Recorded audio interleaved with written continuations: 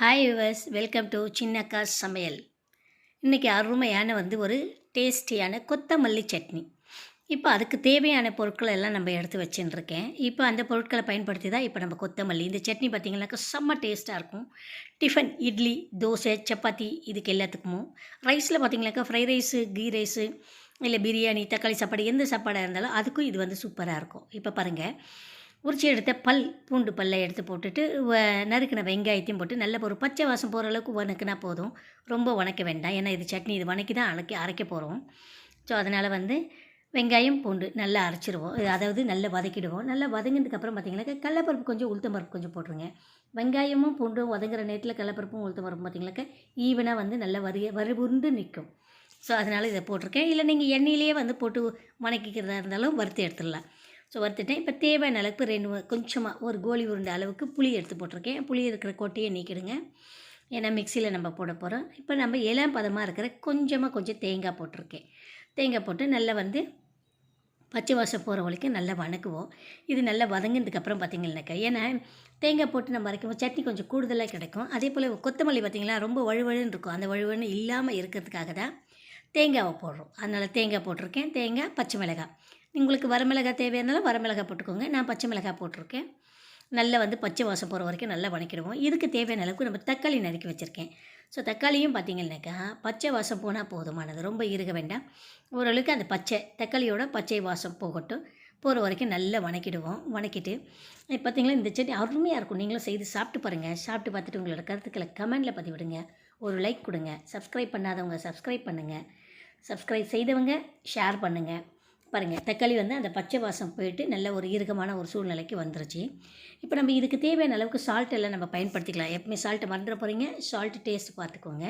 இப்போ கொஞ்சமாக அப்பயே, அதாவது கொஞ்சம் வாசனைக்காக மட்டும் புதினா போட்டுட்டு, நான் நறுக்கி எடுத்து வச்சுருக்கிற கொத்தமல்லி நல்ல அழம்பி எடுத்து வச்சுருக்கேன்.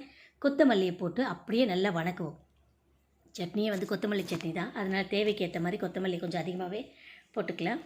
கொத்தமல்லி போட்டேன். கொத்தமல்லி போட்டது இந்த கொத்தமல்லியோட பச்சை வாசம் போகிற வரைக்கும் இது கொஞ்சம் ஒரு ஆவியிலே பார்த்திங்கனாக்கா அப்படியே ஒரு மாதிரி குழஞ்சிடும், ஏன்னா தலைன்றதுனால. ஸோ இதை அப்படியே நல்ல கிண்டி கலரிக்கிட்டே இருப்போம். நல்ல கலரி விட்டதுக்கப்புறம் பார்த்திங்கன்னா நமக்கு டேஸ்ட்டு முதல்ல பார்த்துக்கோங்க. டேஸ்ட்டு, அதாவது உரப்பு டேஸ்ட்டு இருந்தாலும் ஓகே. சால்ட்டு, உப்பு போடுறதையும் பார்த்துக்கிட்டு இதை அப்படியே எடுத்து நம்ம என்ன பண்ணுறோம், ஆற வச்சிடலாம். நல்லா இப்போ நம்ம சால்ட்டு போட்டோம்னாக்கா கொஞ்சம் தண்ணி விடும். அந்த தண்ணியும் இருக்கட்டும், அது வரைக்கும் நல்லா வதக்கிட்டே இருப்போம். நல்லா வதக்கிட்டு கொஞ்சம் நல்லா ட்ரையாக ஆகிற சூழ்நிலை நமக்கே தெரியும் இல்லையா, அந்த நேரத்தில் எடுத்து அப்படியே ஆற வச்சுட்டு இதை மிக்ஸி ஜாரில் போடலாம். நல்லா ஆறட்டும். ஆறினதுக்கப்புறமா பார்த்துக்கலாம். பாருங்கள், அருமையான ஒரு கொத்தமல்லி சட்னி. இது நீங்கள் கண்டிப்பாக செய்து சாப்பிட்டு பார்த்துட்டு உங்களோட கருத்துக்களை எனக்கு கமெண்டில் பதிவிடுங்க. மறக்காமல் சப்ஸ்கிரைப் பண்ணுங்கள். சப்ஸ்கிரைப் பண்ணவங்க ஷேர் பண்ணுங்கள். சப்ஸ்கிரைப் பண்ணாதவங்க சப்ஸ்கிரைப் பண்ணுங்கள். மறக்காமல் பெல் பட்டனை அழுத்துங்க.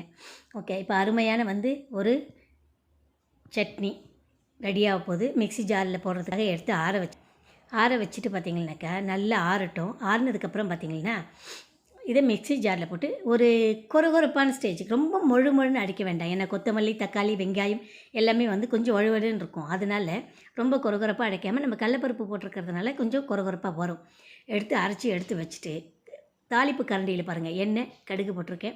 கொஞ்சமாக கருவேப்பிலை, ஏற்கனவே பச்சை மிளகாய் போட்டு அரைச்சிட்டோம், அதனால் மிளகாய் வேண்டாம்.